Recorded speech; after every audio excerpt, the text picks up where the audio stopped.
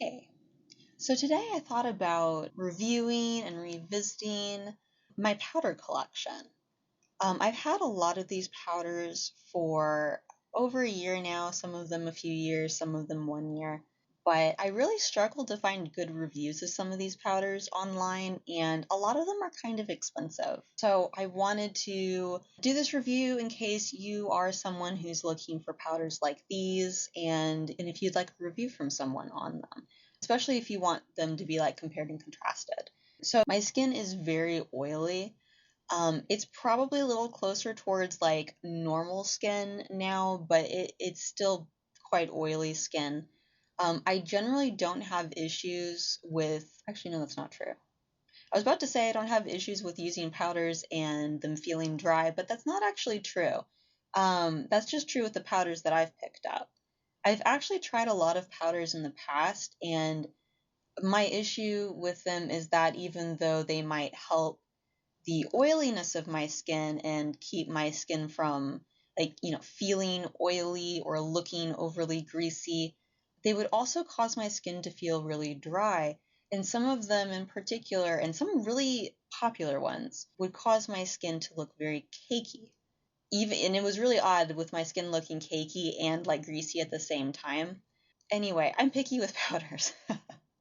I feel like the expectation is that if you have oily skin, then like powders are great, really drying powders are great because you just want it to deal with the oil, but that hasn't been true for me. For me, I have to find powders that kind of like they don't dry out my skin at all, but they also help keep my skin looking fresh rather than greasy. But I also don't like powders that make me look matte. I very much want just a very natural finish. I want it to look like I'm not wearing any powder whatsoever. And I want it to feel very light. I do not want to feel the powder on top of my skin.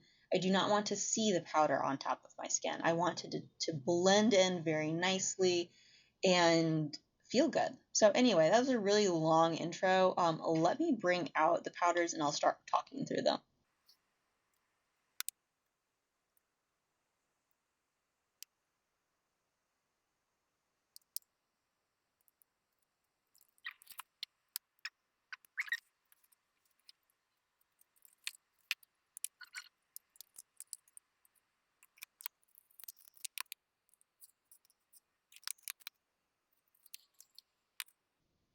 All right, so I think these are all of my powders. I actually had to get these two out because I had these kind of decluttered and away in a box for gifting away. My cat has also decided to jump on top of my desk, so we have a cat as well. But I think these are all of like my powders, and by like powders, I'm including like setting powders, finishing powders, anything that I kind of just use as like a powder that doesn't impart any like color onto my skin, like not a blush, not a highlighter, just like a powder. I hope that makes sense. But I'm gonna start, or you know what? I'm gonna go in order of how much I like these products. Maybe that will be helpful. So first up is actually my most expensive powder of the bunch, which is probably a good thing. Maybe it was actually worth the money I spent on it. But this is the Westman Atelier powder in Pink Bubble. And I really love this powder. This powder is totally undetectable on my skin, which most powders are not. Most powders, including setting powders, will show up on my skin. This does not. This blends in beautifully. It helps keep my skin like not oily, but it's not mattifying and it doesn't feel drying, which is probably one of the hardest things for me to find in a powder. I don't particularly find this blurring. Like it has like a little bit of blurring, but not very much. I just love that this is a great setting powder. And honestly, it's a great, like all over powder for me. I wouldn't necessarily classify this as a finishing powder, although I guess I do kind of use it as a finishing powder sometimes. But overall, I think that the undertone in this just really, really works with my skin. There is basically no pigment in this that shows up on my skin. Like there's no whiteness that shows up on my skin. It's very comfortable to wear. So I really, really like this. Is this worth $75? I don't know. I really like this product, and I love, love, love, love the compact. This is a refillable compact that I am very pleased to own. This is worth refilling. This is worth keeping and refilling. This is like a very weighty compact. Like the only other thing in my collection that I can compare this to is actually the Pat McGrath highlighter. And if you have this, you know this is just a golden hockey puck. This is heavy.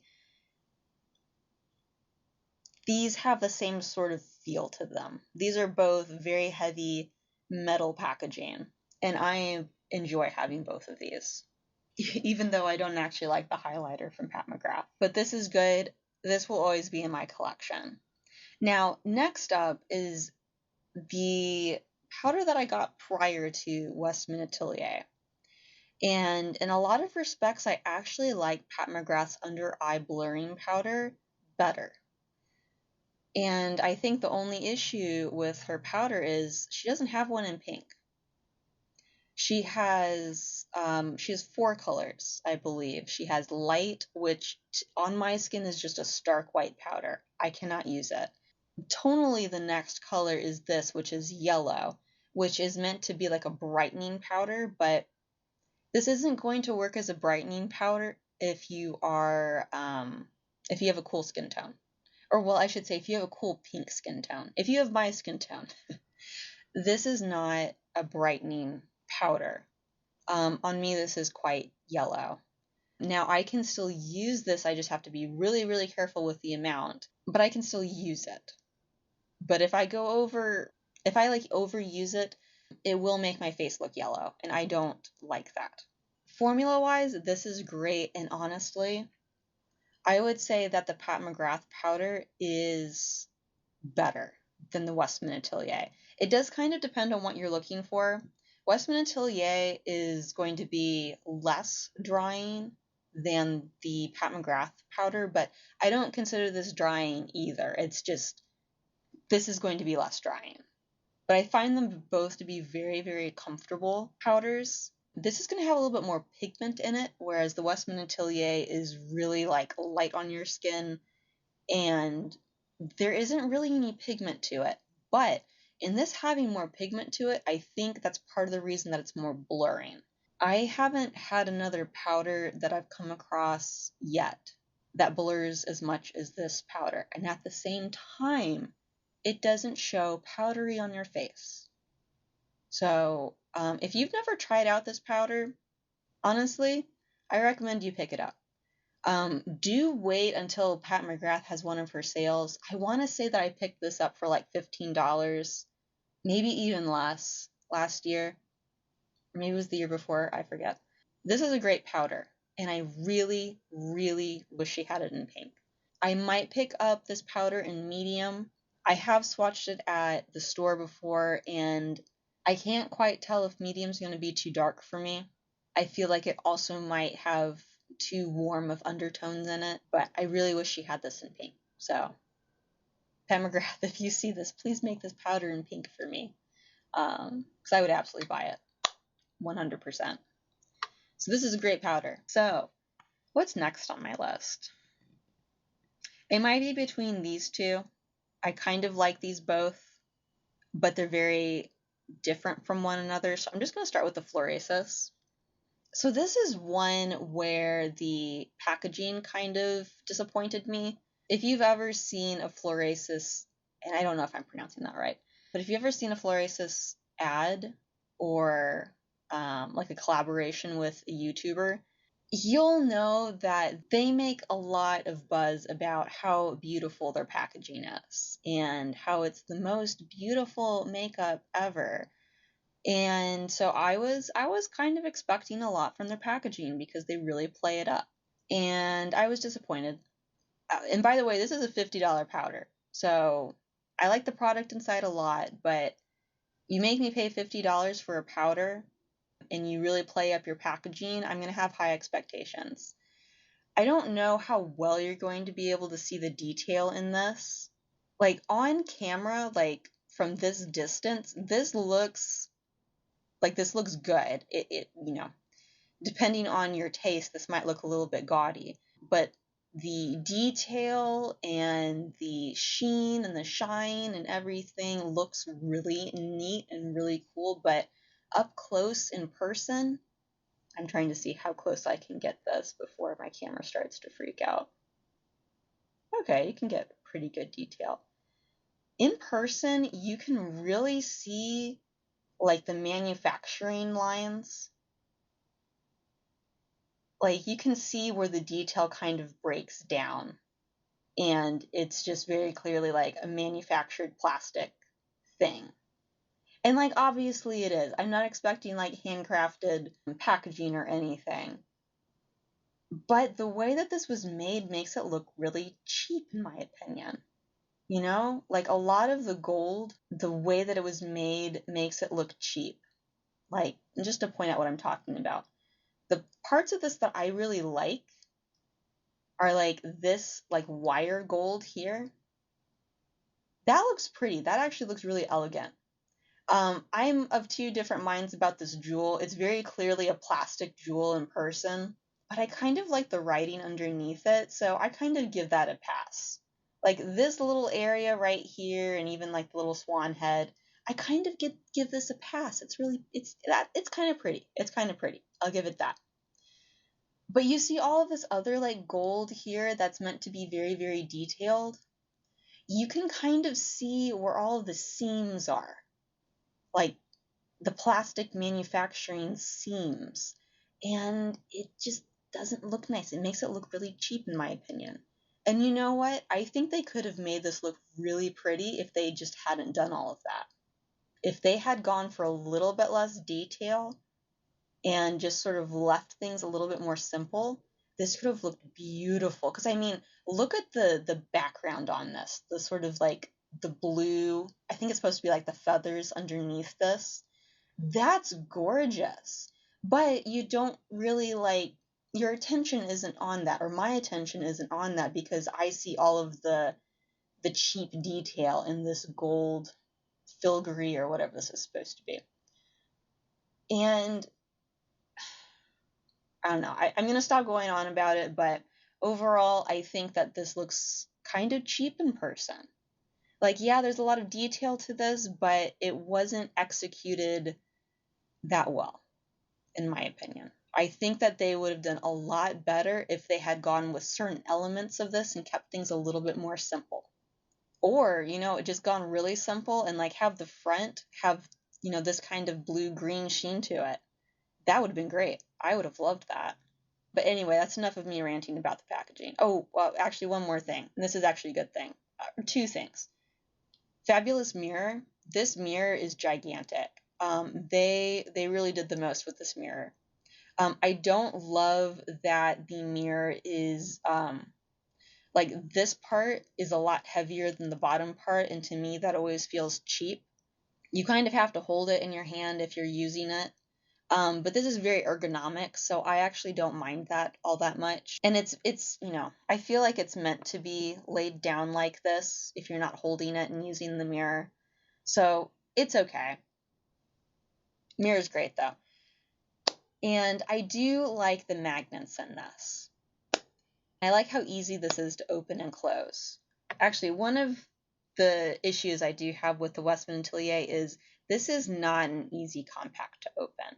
I have no issues opening it because I have nails and I can just like stick my nail in here and pop it open and open it. But if I didn't have nails and I was trying to like open this, there's this like little tiny baby lip here that like I don't know how, like, you can open it with just like your fingers, but I feel like if you have any sort of dexterity issues, this might be an issue to open.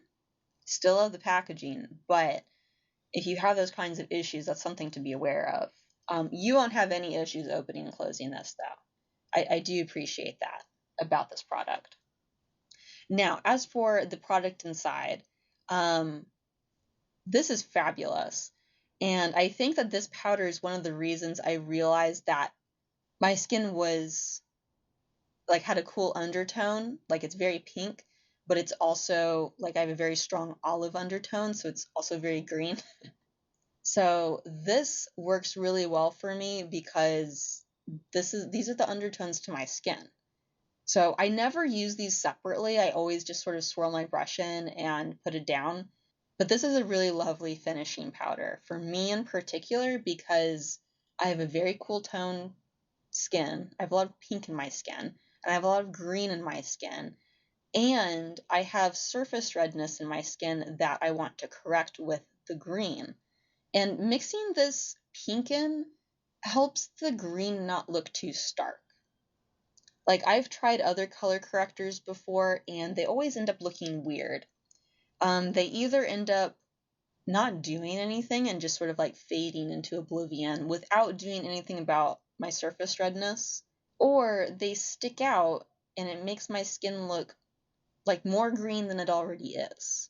Some liquid ones in particular will actually like stick in my pores and I'll like have this like weird like green polka dot thing going on. But this works. This isn't going to give a lot of correction, but it does a really nice soft job of like softening up the redness in my skin. You know, it makes it less obvious. It makes it less the thing that you focus on when you see my skin. Now, my one critique of this powder is that it's a very light color. And, you know, I'm a medium, or no, not a medium, I'm a light medium skin tone. And things like this can run a bit light on me. Now, this actually blends into my skin like nothing. It does not leave like a white cast on my skin. And many powders do, by the way. This one doesn't. Many powders do. So I appreciate that, but this is one of the powders that I have to be careful how much I put on. Because if I were to layer this up, then yeah, it will start making my skin look lighter than it is. I don't like that. It never looks powdery though, you know, as long as I like blend it and whatnot. It never looks powdery, so I like that, but it can lighten my skin tone and that looks weird on me. But other than that, I really, really like this powder. This is one of the few products where I actually have a backup of it. And I don't recommend getting backups of things, but I really enjoy this powder. Wish the packaging was better though. So, on to Hourglass. Oh, and actually, I didn't talk about the finish of this. This has a really nice finish to it. And I think it's a little bit different from my other powders in my collection. Or actually, no. These two are setting powders. They're not really meant to be finishing powders, but they'll give me like a really nice, like a natural finish. This gives me, I want to call it like a soft matte finish, but I don't think that that does justice to the finish that this gives. This just makes your skin look really smooth and really... Have you ever heard like the term like mochi skin? Like when your skin is like, it has that like plumpness and like, not powderiness, but there isn't shine to your skin, but it still looks healthy and plump. That's kind of what this is doing. It's a really nice finish. And I don't think that I'm doing a very good job of explaining it, but it's a really nice finish. I really like it. All right, so enough about that one. On to Hourglass. So this is in Mood Light. And I remember trying to figure out Hourglass powders and the undertones and everything, and I really wish Hourglass did a better job of describing the colors in their products online. And I get that their powders are very sheer, and for a lot of people, the undertones aren't going to matter that much. They matter a lot for me because everything except for Mood Light, Ethereal Glow, and Ethereal Light runs orange or yellow on me. And like, yes, I know that's kind of a me problem, but they don't really cater to cool skin tones. And that took me a really long time to figure out. I did a lot of swatching sessions at Sephora before I like realized what was going on. I mostly had to do multiple swatching sessions because Sephora never had all of the different things that I wanted to swatch. So I finally figured out that I liked Mood Light. I really like the finish that this gives. It gives a very beautiful sheen, and you can build it up to almost like a glazed look. I will warn you, when I first got this, I first put it on my cheeks and I was like, oh, that looks so pretty. I'm going to put this all over my face. And I did put it all over my face and I looked like a glazed donut. And I like that effect for my cheekbones, for my cheek area. I don't like that all over my face. So I have to be careful with this one to not go ham with it all over my face. And I don't know if I said this at the beginning, but I have a very heavy hand with powders. I really pack on a lot of powder. And part of that is because I have oily skin, and part of the reason I use powders is to make my skin feel less oily and look less greasy. But I also just I like the feel of putting a lot of powder on my face. Good powder on my face. Don't give me Laura Mercier. This one it's almost like a faint highlighter. It's a really beautiful highlighter. But just be careful about how much you put on different parts of your face. I go ham with this on my cheeks, and I do a very, very light amount on my forehead and my nose and my chin, sort of just to bring my whole face together. But yeah, I mean, if you want to look like a glazed donut like this, really love it. Can't remember if I went over packaging on this. Hourglass was one of those things where for the price point I expected more luxurious feeling packaging, and I was kind of disappointed that you kind of just get this heavy plastic component. It's okay. It's nice. It is very practical. I like the mirror. The mirror, they gave you a nice big mirror here, and it is very practical. It snaps down nicely. It's very secure, but it's also very easy to open and close. They did a good job designing this. I will give Hourglass that. And this feels very ergonomic in your hands. It's like, oh, do you remember, was it the iPhone 3? The one that had that rounded back to it? It has that feel in your hands. You can hold this and not drop it. So I do like the design of this. I wish it was a little bit more weighty. I wish it had magnets because I love magnets, but packaging's nice. It's okay. So I think those were all these four powders are the ones that I like and enjoy. The next four powders I'm probably going to declutter. So let me go through them because I don't think that they're bad, or one of them's a bad powder, but most of them are just not right for me. I'm going to start with the Goss powder because I think this is actually a really nice powder, but it's not what I need in a powder. So I got this because I was looking for a true translucent setting powder. I think I got this before either the I think I I got this before any of the ones that I actually like. So for a long time, this is the powder that I used. And it's a really good setting powder. And it really does blend into nothing. And I can even build this up and it doesn't lighten my skin. If I really, really, really build it up, I don't know if you'll be able to see it, but there's some silica particles in there that will have this shine or sheen to them. I don't know if my camera's picking that up. And sorry, I was swatching blushes, so that's the stains that you're seeing here. Sorry about that. But if you really go ham with this and be heavy-handed with it, there is a sparkle to it, kind of, sorta, but it isn't whitening. It isn't lightening on my face, and I like that. And I found that this set my concealer really nicely. It doesn't provide any blurring, but it also doesn't look cakey. And at the time, that was way better than any of the other powders that I had. So I like this. It doesn't have the blurring aspect to it, which I really appreciate. And actually, all of these blur to some extent, and I really, really like that about them. This one just doesn't. And honestly, I think it does a lot better on top of like a cream product. I think that this was probably made to go with his cream foundation. So I think if you use that, this would probably be a really good powder. But for me, it's just not my thing. In addition, and maybe this is the biggest thing, it's a loose powder, and I'm a klutz. I get this powder everywhere when I use it.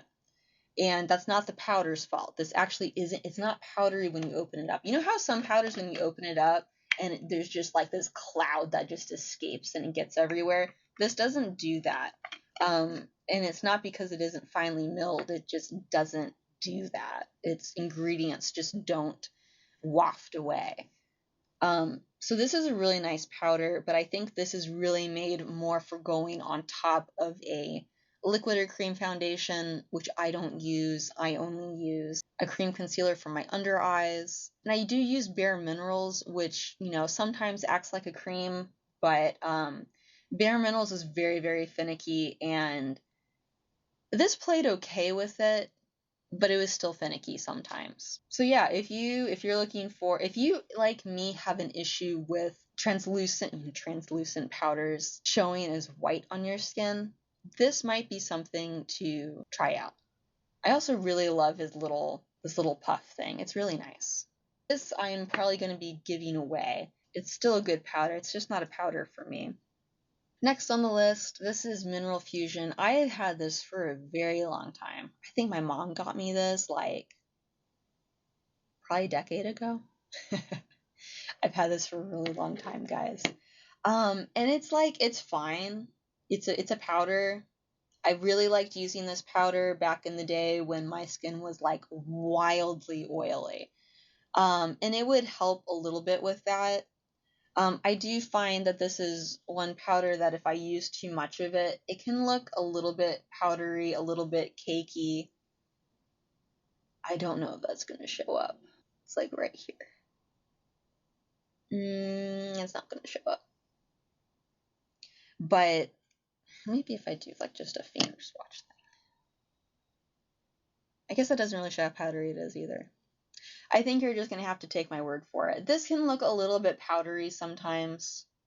Okay, well, there I'm like totally overdoing it, but if I really go ham with it, it can look a little bit powdery. It can look a little bit whitening on my skin, but usually it's the powderiness that I notice first. But it was fine for when I was trying to combat oiliness. It's okay for that. I think I would probably look for a different powder. I think there's a lot more things on the market now that are geared towards making your skin look less greasy and feel less greasy. So can't recommend this, but it's also not a terrible product. I don't know if I'm going to give this away. I might just throw it away because it's old. This is really old. So what next? Let's go with this one. So this one I actually haven't played around with too much. And it's because, and this is IT by Pores, by the way. Oh, and translucent. I didn't realize they had other colors. But this one feels a little bit dry on my skin. It also has a little puff thing. Not nearly as nice as Wayne's. So this powder kind of confuses me because sometimes it feels really silky smooth. Like going onto my skin, this feels really, really silky. It feels really, really nice. I'm gonna try to get some more out. And I mean, the other thing is that this is a loose powder, and I mean, it gets everywhere because I don't know what I'm doing, and I'm not. I am a mess. I am a mess, and I don't need things that easily become messes as well. But this feels really silky. And I like how it feels, but it also feels kind of like it dries out my skin sometimes.